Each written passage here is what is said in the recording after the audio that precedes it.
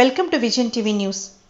Vision TV news కు స్వాగతం. జగ్గయ్యపేట కేంద్రంగా గంజాయి సరఫరా జరుగుతుందని టీడీపీ అభ్యర్థి శ్రీరామ్ రాజగోపాల్ తాతయ్య ఆరోపించారు. జగ్గయ్యపేట నియోజకవర్గం కేంద్రంగా హైదరాబాద్ కు గంజాయి సరఫరా జరుగుతుందని, ఎక్కడ గంజాయి దొరికినా వాని మూలాలు జగ్గయ్యపేటలో ఉంటున్నాయని టీడీపీ, జనసేన, బీజేపీ ఉమ్మడి అభ్యర్థి శ్రీరామ్ తాతయ్య ఆరోపించారు. గ్రామాల్లో ఎవరు గంజాయి సప్లై చేస్తున్నారో అందరికీ తెలుసునని, గంజాయి తాగి పెనుగంచిప్రోల్లో ఇరు వర్గాల ఘర్షణ జరిగిందని, గంజాయి తాగితే మనుషులు విచక్షణ కోల్పోతారని, గంజాయి కట్టడి చేయాలని ఆయన అన్నారు. టీడీపీ కూటమి ప్రభుత్వం రాగానే గంజాయి మూలాలు కూకటి వేళ్లతో పిలికిస్తామని అన్నారు.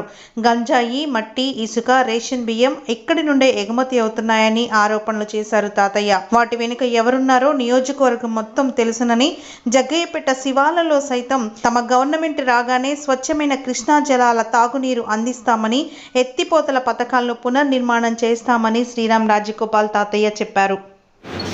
నమస్కారం. నా నామినేషన్ పెద్ద ఎత్తున వచ్చిన జగ్గయ్యపేట కాన్స్టిట్యున్సీ ప్రజలకు, తెలుగుదేశం పార్టీ, భారతీయ జనతా పార్టీ, జనసేన కార్యకర్తలందరూ కూడా ప్రత్యేక ధన్యవాదాలు చేస్తూ, నిన్న ఆదరైనటువంటి ముఖ్య అతిథి గౌరవం రఘురామ్ గారికి, అదేవిధంగా కేసీఆర్ గారికి కూడా ప్రత్యేక ధన్యవాదాలు చేస్తూ, నిన్న మీతో మాట్లాడిన విషయాన్ని కూడా ప్రజలు తెలియజేయడానికి అక్కడ ఉన్నటువంటి ఎండ వల్ల అందరూ కూడా ఎటువంటి వెళ్ళిపోయారు. అందుకు మీతో ఒకసారి మళ్ళా మాట్లాడి చూద్దామని వచ్చాం. నిశ్చయంగా మా రేపు రాబోయే రోజుల్లో మళ్ళా తెలుగుదేశం పార్టీ అధికారం వచ్చి మేము ఎమ్మెల్యేగా ఎన్నికైతే మాకు ఆలోచనని ప్రజలకు ఛత్రీ చేద్దామని ఉద్దేశంలో ఉంచాం. తప్పకుండా ఈరోజు వ్యవసాయదారులకు ఏదైతే ఉన్నాయో నీటి ఎద్దడి విపరీతంగా ఉంది. మా ప్రభుత్వ అధికారం ఉన్నప్పుడు ముత్యాల లిఫ్ట్ ఇరిగేషన్ స్కీమ్స్ శంకుస్థాపన చేసాం. దాన్ని వేదాద్రిగా మార్చి వాడు ఏమాత్రం పనిచేయాల. ముందుగా రైతాంగానికి సాగుని అందించడం కోసం లిఫ్ట్ ఇరిగేషన్ స్కీమ్ ద్వారా సాగుని అందిస్తామని చెప్పి ఈ సభలో తెలియజేస్తాము.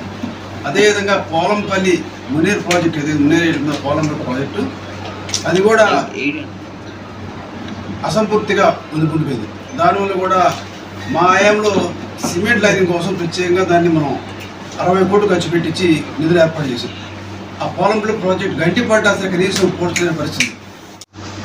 ఒకటి ఇసుక, ఒకటి మట్టి, ఒకటి గంజాయి, ఇంకేం కావాలి వాళ్ళకి? 5 రకాల ఏర్పాటు చేస్తున్నారు వాళ్ళు. మద్యం, నాసిరకం మందు తీసుకొచ్చి తెలంగాణ మందు అమ్ముతా ఉన్నారు. పూర్తిగా వాడదే బెడ్ షాప్లో వాళ్ళే. వాడు అవినీతి అనేది ఓపెన్ సీక్రెట్, అందరికీ ఓపెన్ సీక్రెట్. అది అవినీతి పాల్పడుతున్నారు. వాడు ఛాంబర్ ఉంటుంది, ఎవరైనా డబ్బులు ఇవ్వడానికి వాడు సపరేట్ ఛాంబర్ గురించి మాట్లాడతారు. అవినీతి గురించి వాడు అది ఓపెన్ సీక్రెట్. అది మీరు వేరే మంది చెప్తున్నారు అవినీతి అన్నమాట. పండించే చోటని తెప్పించుకొని ఇక్కడి నుంచి హైదరాబాద్ ఎక్స్పోర్ట్ అవుతుంది. చాలా గ్రామాల్లో గంటలు చూసా, వర్షాలు చూసాం.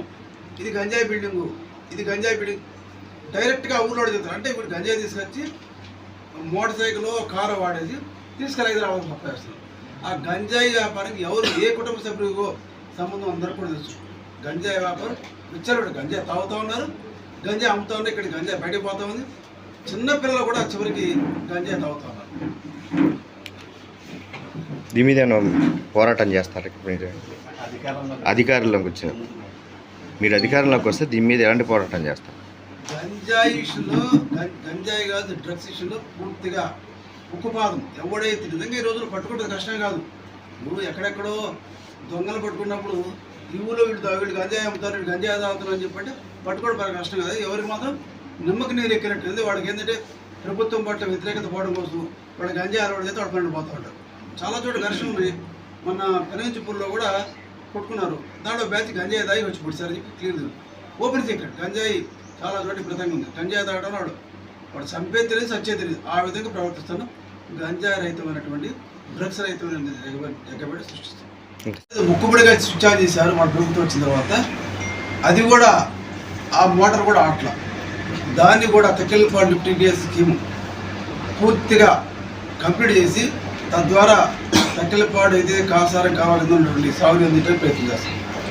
అదేవిధంగా కంచెల వేదాద్రి స్కీమ్, దీన్ని కూడా దేవిని వెంకటరమణ గారి ఆయంలో అది చేస్తే అది పూర్తిగా మెయింటెనెన్స్ లేకుండా మూలపడిపోయింది. అటువంటి కంచెల వేదాద్రి స్కీమ్ కూడా పూర్తిగా రిపేర్ చేసుకుని ఆ యొక్క దాయకట్టుకి నీరు అందించే ప్రయత్నం చేస్తాం తెలియజేస్తాం.